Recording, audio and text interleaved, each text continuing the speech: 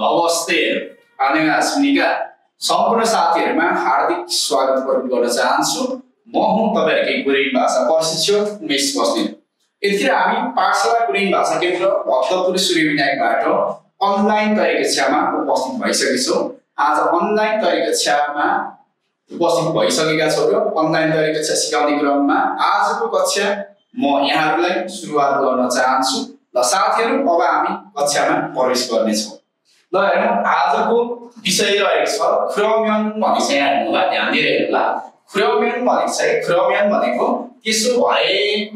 ख्रोम भनेको पनि के छ त्यसो भयो भने भन्ने अर्थ चाहिँ ख्रोमियन भनेको त्यसो भयो ख्रोमियन भनेको त्यसो भयो भने भन्ने चाहिँ हामीले के दिने रहेछ त अर्थ दिने रहेछ अब ध्यान दिनु दुई वाक्यहरु भन्छ हेर्नुस् त दुई वाक्यहरु पहिलो वाक्य चाहिँ भन्छ दुई वाक्यहरु मध्ये पहिलो वाक्य चाहिँ दोस्रो वाक्यको आधार भन्छ पहिलो वाक्य चाहिँ दोस्रो वाक्यको आधार अथवा र धारणा भनेको हेर्नुस् त धारणा वा अनुमानलाई देखाउने बेलामा भन्छ धारणा वा अनुमानलाई देखाउने बेलामा पहिलो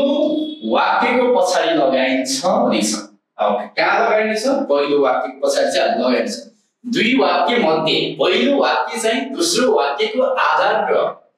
धारणा वा अनुमानलाई देखाउने बेलामा पहिलो वाक्य पछाडी लगाइन्छ भनेको छ है ल ख्रोमियन भनेको के रहेछ त हाम्रो अर्थ त्यसो भए र ख्रोम भनेको के रहेछ त्यसो भयो भने भन्ने अर्थ लिने छ ल त्यसै खुरम चाहिँ भनिन्छ ख्रोमियनको छोटकरी रूप हो र ध्यान दिनु साथीहरु के रहेछ त खुरम चाहिँ ख्रोमियनको के रहेछ त छोटकरी रूप हो भनेर चाहिँ हामीलाई भनिएको छ अब हेरौं थाम्बेरुन भनेको रहेछ चुरोटलाई कुनुसेयो भनेको छोड्नुहोस् थाम्बेरुन कुनुसेयो भनेको रहेछ चुरोटलाई छोड्नुहोस् भनेको छ है ल ख्रोमियन भनेको त्यसो भयो भने खन्गाम एजिल गयो भनेको स्वस्थ भइनेछ भनिन्छ चुरोट छोड्यो भने के हुने रहेछ त स्वस्थ हुने रहेछ थाम्बेरुन कुनुसेयो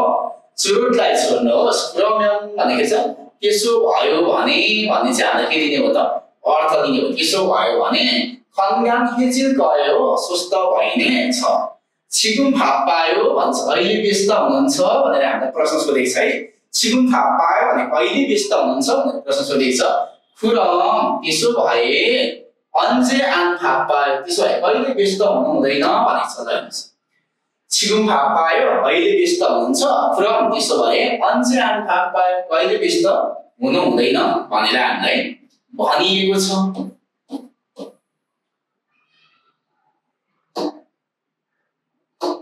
अब हामी हेर्न सक्छौं सोफोरुल भन्ने छ यहाँ सोफोरुल भनेको पार्सल है सोफोरुल भनेको चाहिँ पार्सललाई पारुमुफ्योनुरो भन्छ पारुमुफ्योनुरो भनेको छ दूरडाक सेवाद्वारा है दूरडाक सेवाद्वारा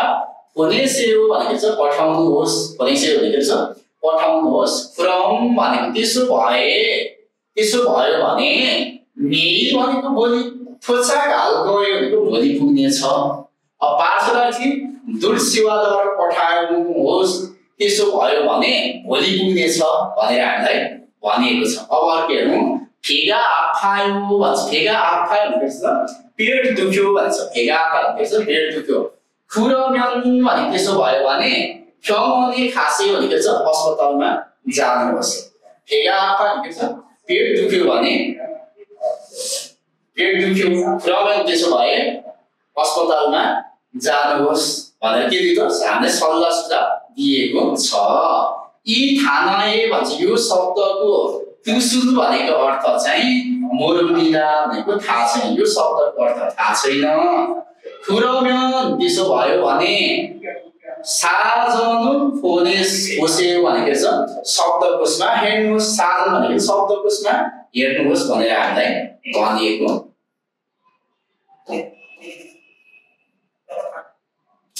छ है ल यागुल थुसेयो भनिन्छ यागुल थुसेयो भनेको औषधि खानुहोस् खुरमियन त्यसो भयो भने नाजिल गयो भनेको निको हुन्छ नाताबाट के भएको त नाजिल गयो भनेको के रहेछ निको हुनेछ भनेर हामीले यसरी सिकेका छौं अथवा के गर्नु पर्छ यसलाई ध्यान दिएर चाहिँ हेर्नु पर्यो है।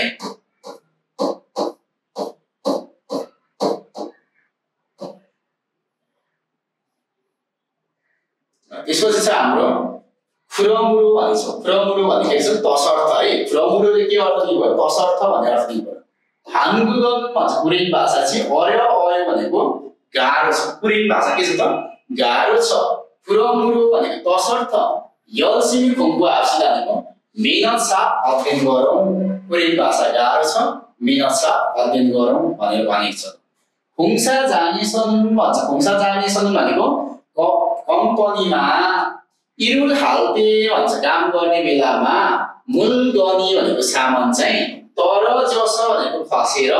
थाक्सिल्सु सय भनेको चोट लाग्न सक्छ। खुरमुरो भनेको तसर्थ हान्जन डोल भनेको सुरक्षित टोपीलाई चाहिँ कोक छापेको आशय भनेको के रहेछ अनिवार्य प्रयोग गर्नुहोस् अनिवार्य लगाउनुहोस् भनेको छ। ल सिहमी भन्छ। सिहमी परीक्षा चाहिँ अलमा नाम्ची आना सय भन्छ। परीक्षा आउन धेरै समय बाँकी छैन भन्छ है। सिहमी नाम्ची अलमा आना सय भन्छ। परीक्षा आउन धेरै बाँकी छैन। खुरमुरो भनेको तसर्थ यलसिमी खुङको हामीलाई मेहनत साथ चाहिँ के गर्नुपर्छ त अध्ययन गर्नुपर्छ भनेर हामीलाई भनिन्छ। खुरमुरो भनेको के छ त खुरमुरो भनेको तसर्थ भन्ने चाहिँ हामीलाई के दिने भयो त्यसले अर्थ दिने भयो। खुरमुरोले के अर्थ दिने हो त हाम्रो तसर्थ भन्ने अर्थ दिने भयो। र अब यसलाई तपाईहरुले राम्रोसँग हेरेर आउने बनाउनु होला। हस्त धन्यवाद।